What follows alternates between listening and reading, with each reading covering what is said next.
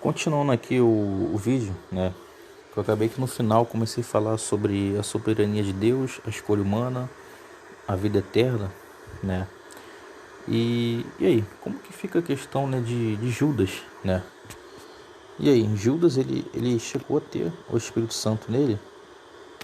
É uma pergunta que eu não sei. Sabe por que eu não sei? Porque Judas, né, ele roubava. E aquele que rouba, né, aquele que mente, né, certamente ele mentia porque ele roubava, né, ele se faz filho do diabo. Então, tá, mas por que Jesus escolheu, né, Judas? Pela presciência de Deus, Deus viu que Judas ia traí-lo. É simples. Jesus não foi lá e determinou que Judas vai trair ele. Não.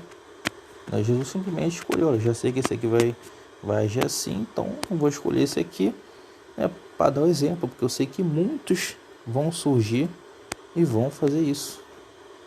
Então já fica o exemplo ali, entende?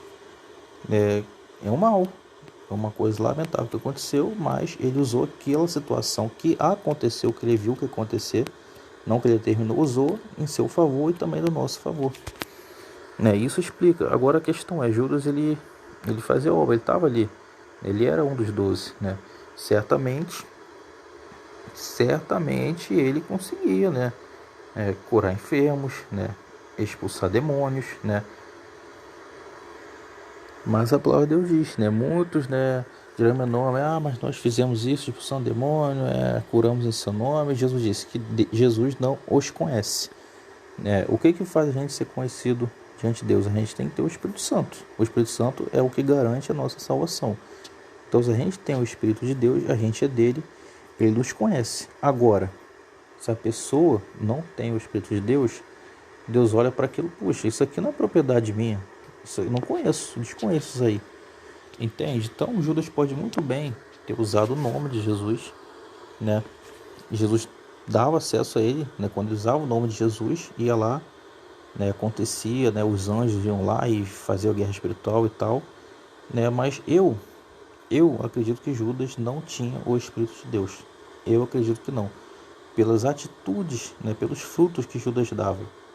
Ele conseguia ali, né, usar o nome de Jesus, operar milagres, conforme Jesus disse. Não vos conheço, né?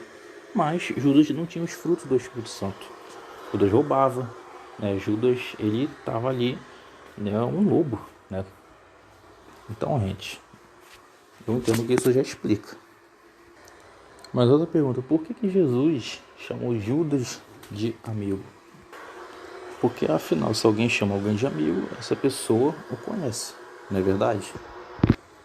Então, é óbvio, né, que Jesus conhece, né, os falsos profetas, aqueles que operaram milagres em seu nome. É óbvio que ele conhece nesse sentido, ele sabe quem é. Agora, ele não conhece no sentido, entende? Olha, você não é propriedade minha, eu não conheço você. Jesus usou ali, né, eu acho que é uma força de expressão, não sei exatamente a palavra. Então, quando Jesus diz que Judas é amigo, eu entendo que isso é uma força de expressão. Por quê? Porque Judas, ele estava ali, ele estava ajudando na obra. Ele estava expulsando demônio, né? Estava ali, né, ajudando, e até porque, vamos ser sinceros, lamentar, mas ele, de certa forma, né, a gente olhar o exemplo de Judas, né, isso não serve como aprendizado para a gente. Então eu acredito que Jesus chamou Judas de amigo de uma forma, tipo, lamentando, puxa, amigo, tipo, queria que você fosse meu amigo de verdade, né? Eu entendo que foi isso, entende? Porque a palavra de Deus, né, ela tem muitas coisas na palavra de Deus, é literal, e tem gente que diz que não é literal, que é simbólico. E muita coisa, ela tem o sentido literal, tem o sentido simbólico, né? Tem profecias que ela tem o seu ápice no futuro, mas elas também, né, têm uma representação, um pré-acontecimento, assim, no passado, sabe, no presente, um exemplo, né? Então, tem várias evidências na palavra de Deus que a gente vê que Jesus usa ali, sei lá, de ironia, usa uma força de expressão, entende? Então, eu entendo que, analisando a escritura, chega a essa conclusão, né? Que Judas foi chamado de amigo nesse sentido. Não no sentido que realmente, né, Judas é um amigo, né? Aquela coisa que você pode contar, porque quem realmente foi amigo foi Abraão. Abraão andou com Deus, amigo de Deus, né? Enoque, amigo de Deus, né? Agora, entendo quando Jesus chama Judas de amigo, é um lamento. Jesus queria que ele fosse amigo, né? E ele, em parte, podemos dizer assim, que ele foi amigo, né? Que ele ajudou ali, né? Ele ajudou, né? Porque Judas contribuiu com o evangelho. Como Judas contribuiu com o evangelho, né? Entende? O mau exemplo que ele deu, né, serve como um alerta para nós, entende? Nesse sentido. Então eu entendo que é isso. Aquela expressão, né? Tudo coopera para o bem daqueles que amam a Deus. Então eu entendo que aconteceu com Judas foi isso, né? Jesus viu com a sua presciência que Judas ia fazer isso, e Jesus aproveitou Judas. Pô, esse aqui não vai ser fiel a mim, esse aqui vai me rejeitar, então eu vou aproveitar esse aqui, né? Coloco aquele aqui, já sei o que ele vai aprontar, mas vai servir de exemplo. Ou seja, entendeu? Mas deixando bem claro, eu entendo que Judas não teve o Espírito de Deus pelos frutos dele, né? O fruto dele não é um fruto de um cristão convertido.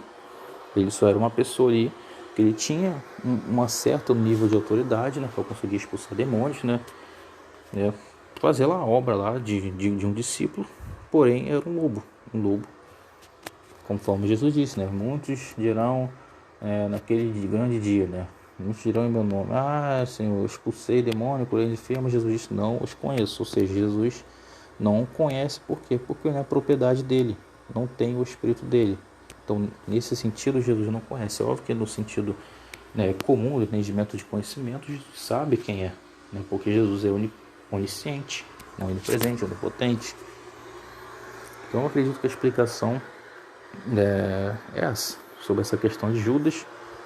Não tem nada a ver com o calvinismo, até porque o calvinismo, né, ele é destruído por um versículo, Jeremias 32:35. Também edificaram os altos de Baal, que estão no vale do filho de Rinom, para fazerem passar seus filhos e suas filhas pelo fogo a Moloque, o que nunca lhes ordenei, ou seja, nunca ordenou, nunca decretou, nem me passou pela mente. Se não passou pela mente, ele nunca decretou que fizessem tal abominação para fazerem pecar a Judá.